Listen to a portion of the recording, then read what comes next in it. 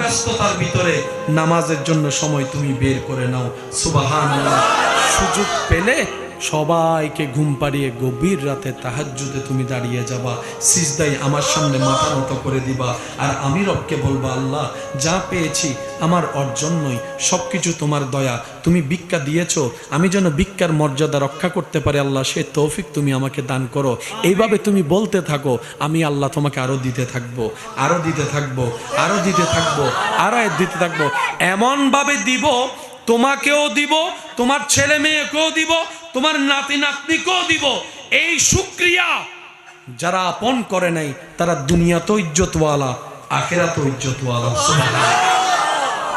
সুযোগ আছে না নাই? কয়টা অপশন? যদি ধ্বংস হতে যায় তাহলে কি করব? হিংসা এবং অহংকার। বলেন, যদি ধ্বংস হতে চায় তাহলে কি করব?